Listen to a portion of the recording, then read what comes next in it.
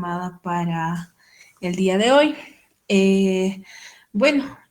La pancreatitis es una de las urgencias gastroenterológicas más frecuentes y potencialmente graves. Entonces, la pancreatitis aguda, tenemos que empezar definiendo, ¿no? De lo que es. Y esta se define como un proceso inflamatorio agudo del páncreas que puede ir desde formas leves y autolimitadas hasta cuadros fulminantes con necrosis y fallo multiorgánico. La incidencia varía entre 5 y 80 casos por cada 100.000 habitantes y su mortalidad depende directamente de la gravedad y las complicaciones. Entonces, vamos a entender sus mecanismos fisiopatológicos, cómo identificar causas, clasificar la severidad y también cómo actuar en las primeras horas y cuáles son las escalas pronósticas y los determinantes para el pronóstico en esta enfermedad.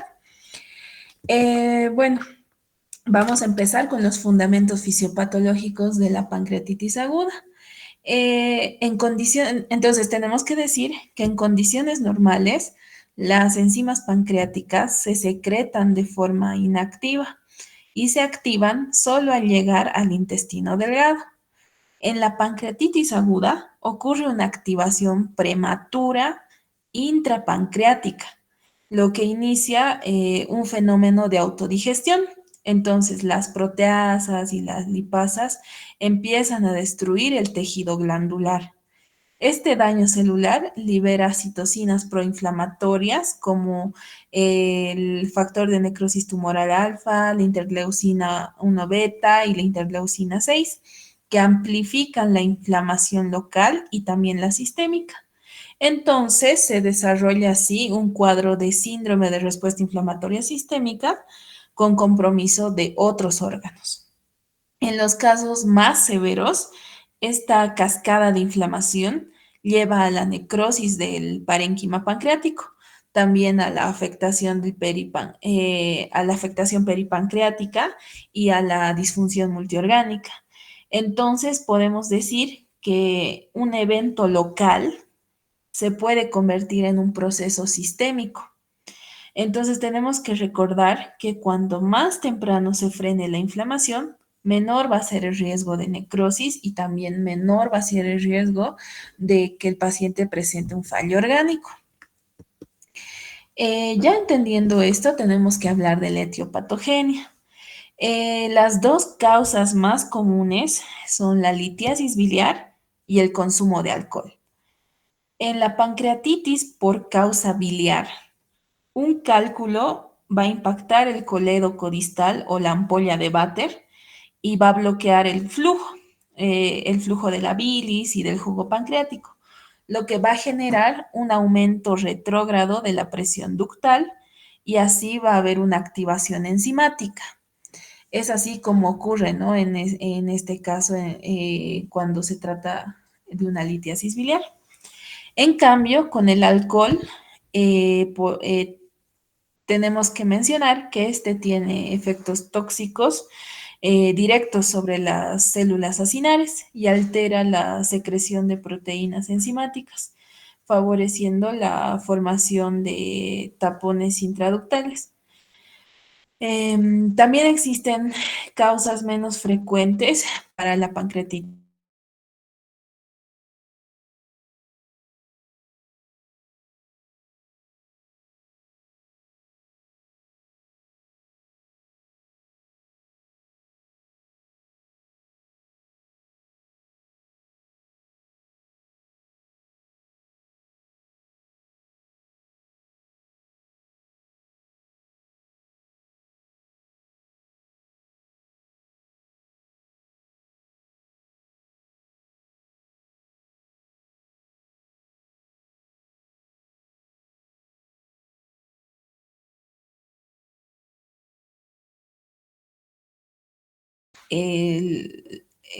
La colangiopancreatografía retrógrada, ¿no?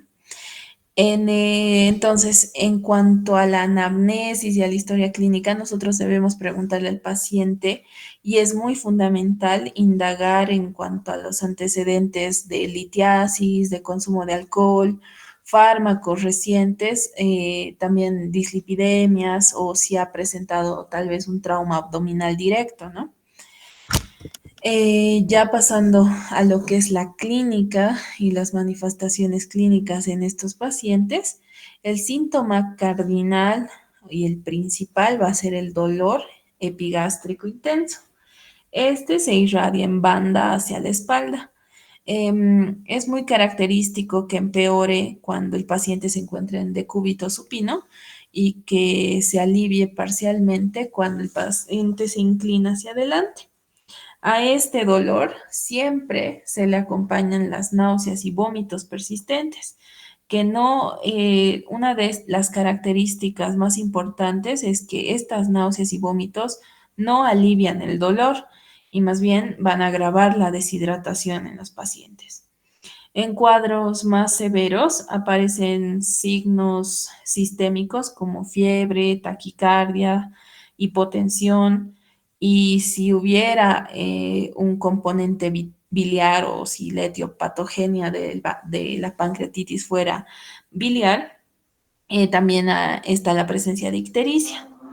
En el examen físico, el abdomen suele estar distendido con defensa epigástrica y en casos graves puede observarse el signo de hemorragia retroperitoneal como el signo de Cullen o el de Gray-Turner, que son, ¿no?, esas equimosis en flancos, o el de Cullen, que es periumbilical.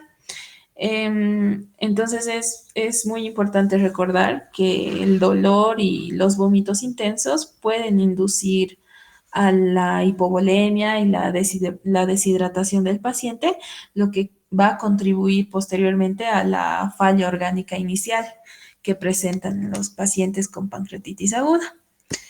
Entonces, debemos hablar de la clasificación de Atlanta o criterios de Atlanta. Estos definen 3 grados de severidad: leve, moderada y severa. Este sistema es fundamental porque va a predecir el pronóstico, también nos guía en cuanto al manejo y también define el nivel de atención que va a requerir el paciente, ya sea hospitalización en sala común o en una terapia intensiva.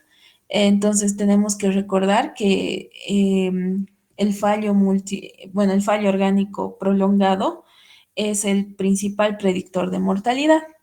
Entonces, los criterios de Atlanta, como mencioné anteriormente, van a dividir, bueno, o van a clasificar a la pancreatitis en leve, moderada o grave. La leve es aquella en la que no hay fallo orgánico ni complicaciones locales o sistémicas.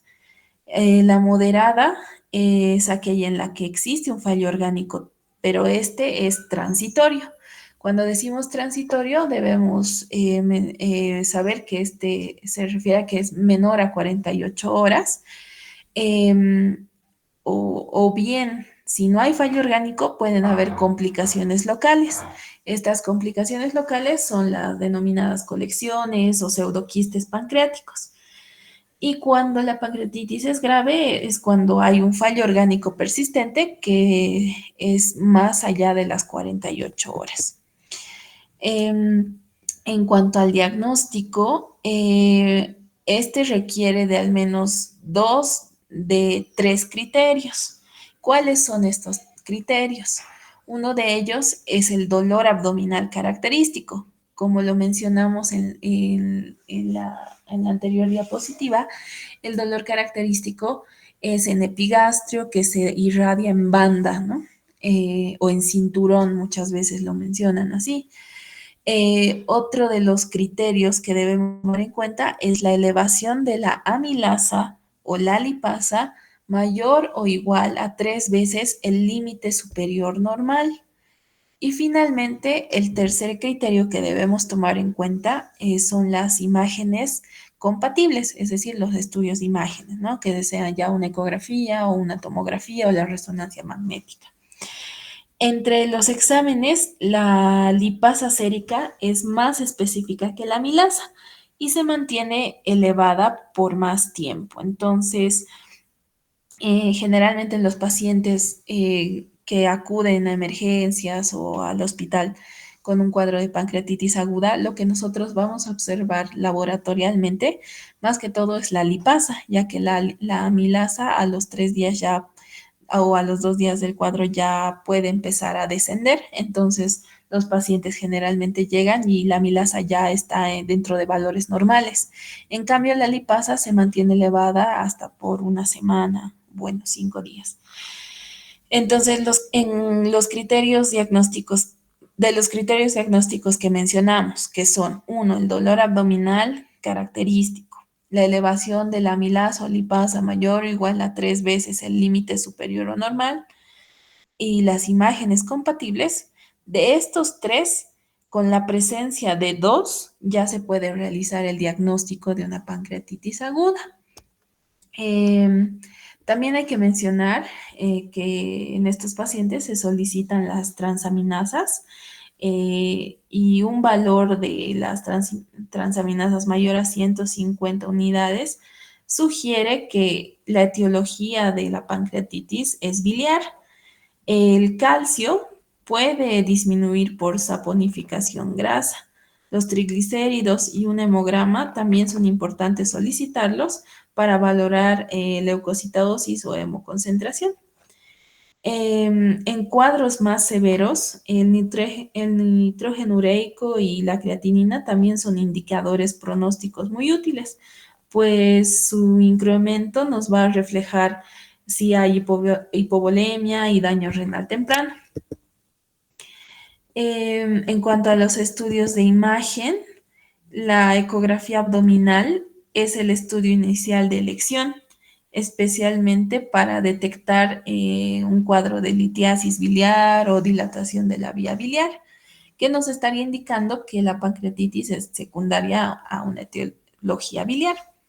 La tomografía computarizada con contraste se va a reservar para casos moderados o graves o cuando el diagnóstico es incierto. Es la herramienta ideal para evaluar si hay necrosis, colecciones o complicaciones locales. Em, y bueno, la resonancia magnética y la colangiopancreatografía por resonancia magnética son útiles para visualizar el árbol biliar y también el árbol pancreático sin radiación ni contraste yodado, mientras que la colangiopancreatografía retrógrada tiene indicación terapéutica no diagnóstica en la pancreatitis biliar grave. En cuanto a la clasificación tomográfica, tenemos que hablar del índice de severidad por tomografía, que es el índice de Baltasar. Esta escala o índice clasifica los hallazgos tomográficos en grados que van del grado A al grado D. En el grado A, el páncreas es normal, entonces nos da 0 puntos. En el grado B, hay un agrandamiento focal o difuso del páncreas, que nos da 1 punto. Un grado C de Baltasar nos indica que hay inflamación pancreática o peripancreática, y esta nos da 2 puntos. Y finalmente, un grado D de Baltasar nos indica que hay una colección líquida única, y esta nos da 3 puntos. Este índice de severidad tomográfica combina el grado Baltasar con la extensión de la necrosis pancreática y va de 0 a 6 puntos. Un índice de severidad tomográfica mayor a 7 nos va a indicar que hay un alto riesgo de complicaciones y mortalidad. Entonces, es clave, este índice es clave para monitorizar la evolución morfológica del daño. La severidad clínica En estos pacientes se puede evaluar con escalas pronósticas. Estas nos ayudan a decidir cuál va a ser el manejo que vamos a llevar a cabo en estos pacientes y el nivel de monitoreo. Tenemos diferentes escalas pronósticas, entre ellas están el Apache 2, la escala de Ranson y la escala VISAP. El Apache 2 integra parámetros fisiológicos, la edad y comorbilidades. Esta es más útil en cuando estamos en la terapia intensiva. La escala de Ranson, en cambio, evalúa 11 criterios, 5 al ingreso y 6 criterios a las 48 horas. Y bueno, estos están correlacionados con la mortalidad. Y la escala de VISAP, que actualmente es una de las más utilizadas, ya que es más sencilla que el Apache 2, que Ransom, es una escala mucho más práctica. Solo usa 5 variables que son simples, que se las puede obtener incluso en un primer nivel de atención, que son el nitrógeno ureico, si el paciente presenta o no presenta alteración mental, si hay datos de respuesta inflamatoria sistémica, si el paciente es mayor a 60 años o si hay derrame pleural. Entonces, estos 5 criterios es los que usa la escala de VISAP. Es por ello que actualmente es una de las más utilizadas, ya que los criterios que utiliza son solo 5 y se pueden evaluar inmediatamente, no así esperando la evolución del paciente. En la escala de Ranson, menor o igual a 2 criterios nos van a indicar que puede haber una mortalidad del 2%. Eh, eh, 3 a 4 criterios nos indican que hay una mortalidad del 15%, y si hay 5 o 6 criterios que nos indica que la mortalidad es del 40%, y mayor o igual a 7 criterios nos indican que la, la mortalidad está cercana al 100%. Como podemos ver en esta tabla, los criterios de Ranson primero tenemos que evaluar al paciente al ingreso, ¿no? Si es mayor a 55 años, si hay una leucocitosis mayor a 16.000, si hay una glicemia mayor a 200 y así. Y posteriormente se debe reevaluar al paciente a las 48 horas, y es ahí donde se evalúa el descenso del hematocrito, un nitrógeno ureico elevado, el calcio sérico, el déficit de base. Es así que aquí necesitamos laboratorios incluso más complejos, ¿no? Como una gasometría y bueno. En cambio, tenemos a la escala o a la escala BISAP, que permite estimar el riesgo en las primeras 24 horas. Un puntaje mayor o igual a 3 puntos va a implicar mortalidad de hasta el 22%, frente a un 1% en casos leves. Los criterios evaluados son los que ya mencioné anteriormente, pero está bueno repetirlos, ¿no? La, eh, que son el nitrógeno ureico, la alteración mental, si el paciente presenta datos de síndrome de respuesta inflamatoria sistémica, si el paciente tiene mayor a 60 años y si hay o no hay derrame pleural. Estos son los 5 criterios evaluados, y a cada uno de ellos se le asigna un punto. Entonces, el punto de corte en esta escala es 3. Si es mayor o igual a 3, nos indica que hay un alto riesgo de mortalidad. Ya hablando sobre las complicaciones locales y sistémicas, entre las complicaciones locales van a destacar la necrosis pancreática, el pseudoquiste pancreático y las colecciones agudas. La necrosis pancreática se refiere a la destrucción del parénquima. Este puede ser estéril o infectado. La infección va a aumentar la mortalidad notablemente. El pseudoquiste pancreático se refiere a una colección encapsulada que persiste más de 4 semanas.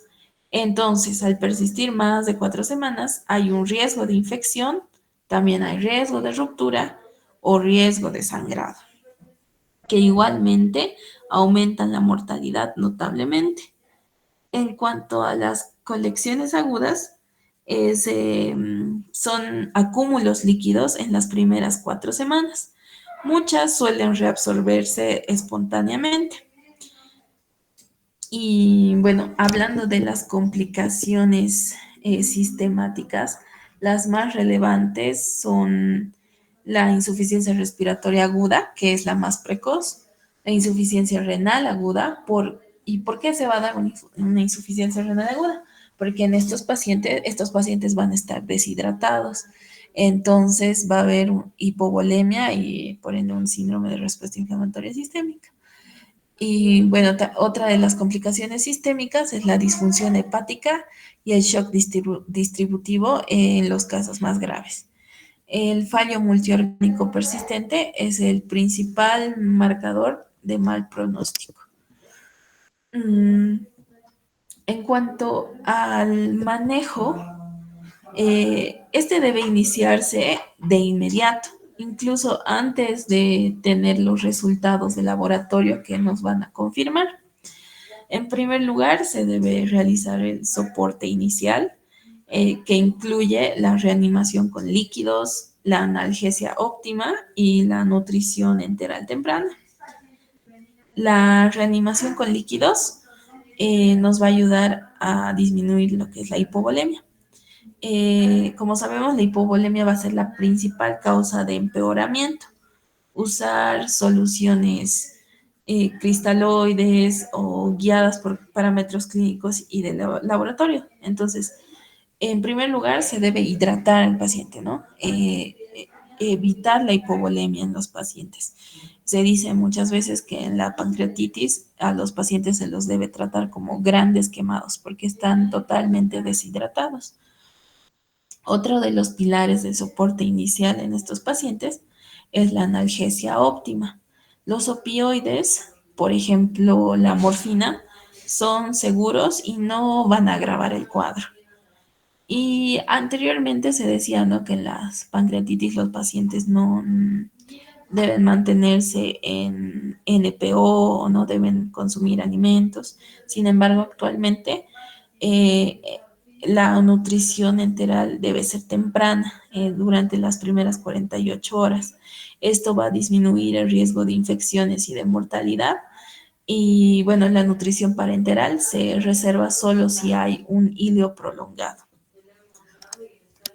En cuanto al tratamiento específico, eh, cuando la etiología es biliar con una obstrucción persistente, podemos acudir o podemos recurrir a la coleangiopancreatografía retrógrada. En cambio, bueno, en cuanto a, al tratamiento específico, también se puede utilizar la antibiótico-terapia únicamente ante evidencia de infección o necrosis infectada. Em, También debemos hablar sobre el soporte de órganos. En casos severos, puede requerirse ventilación mecánica, diálisis o soporte vasopresor. En cuanto a las complicaciones, en cuanto al manejo de las complicaciones, se puede realizar el drenaje percutáneo de las colecciones infectadas y la necrosectomía mínimamente invasiva o cirugía si el drenaje falla. Entonces, como podemos ver, el tratamiento es dinámico y debe individualizarse según la evolución de cada paciente. Entonces, para concluir, la pancreatitis aguda es una enfermedad potencialmente grave, pero es predecible y controlable si se actúa con rapidez.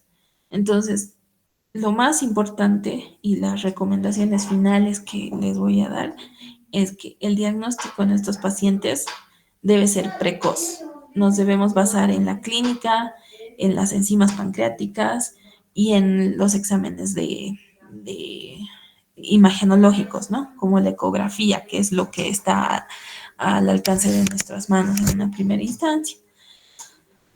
Luego debemos, ya teniendo un diagnóstico presuntivo, nosotros debemos hacer la clasificación de la severidad.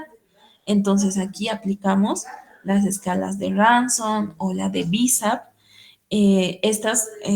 bueno, usando estas escalas en las primeras horas, ¿no? Luego debemos realizar el tratamiento oportuno. Como mencionamos, las medidas de soporte, la hidratación agresiva, la analgesia adecuada y la nutrición enteral precoz dentro de las 48 horas. Y luego se realiza el seguimiento estrecho.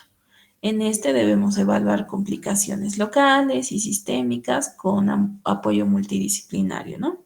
Entonces debemos recordar que la diferencia entre un caso leve y uno fatal suele estar en las primeras 24 a 48 horas de manejo. Eh, bueno, muchas gracias por su atención. Espero que esta revisión les haya ayudado a comprender un poco más sobre la etiopatogenia, el diagnóstico y sobre todo el manejo, ¿no? En la pancreatitis aguda desde una perspectiva clínica. Si es que hay alguna pregunta, me la pueden hacer, la pueden realizar. Y si es que no, pues eso sería todo por hoy.